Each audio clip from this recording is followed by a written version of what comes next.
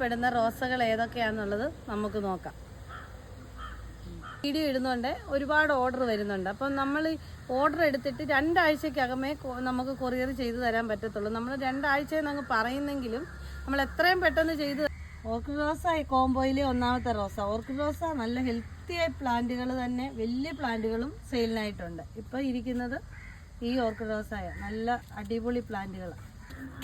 Red orchid റോസ വന്നിട്ടുണ്ട്, പക്ഷെ അത് കോംബോയിൽ ഉൾപ്പെടുത്തത്തില്ല. റെഡ് ഓർക്കിഡ് റോസ സെപ്പറേറ്റ് വാങ്ങിക്കണം. റെഡിൻ്റെ അടിപൊളി പ്ലാന്റുകൾ തന്നെയാണ് ഇരിക്കുന്നത്, അതും സെയിലിനായിട്ടുണ്ട്. മൊട്ടും പൂവും ഒക്കെ ഉള്ള പ്ലാന്റുകൾ. ഈ പീച്ച് കളർ കൊലകൊലയായിട്ട് വരുന്ന ഗിരിഗിരി റോസ ഇന്നത്തെ കോംബോയിലെ 2ാമത്തെ റോസയാണ്.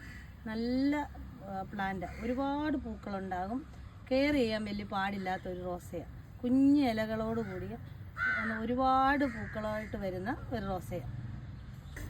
7 ഡേയ്സ് റോസ. 7 ഡേയ്സിൻ്റെ ഈ റോസായും ഇന്നത്തെ കോംബോയിൽ ഉൾപ്പെടുത്തിയിട്ടുണ്ട്.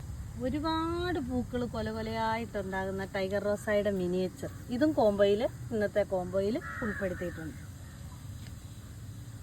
ഇത് നമ്മുടെ ചില്ലി റെഡ് കളർ റോസ, മുളക് കളർ റോസ, പ്ലാസ്റ്റിക് പൂ പോലിരിക്കുന്ന ഈ റോസ, ഇതും ഇന്നത്തെ കോംബോയിൽ ഉൾപ്പെടുത്തിയിട്ടുണ്ട്. ഇന്നത്തെ കോംബോയിൽ ഉൾപ്പെടുത്തിയേക്കുന്നത് നമ്മുടെ ഈ ചുമന്ന വള്ളി റോസയാണ്. ഇതും ആവശ്യമുണ്ടെങ്കിൽ ഈ കോംബോയിൽ ഉൾപ്പെടുത്തി നിങ്ങൾക്ക് തരാം.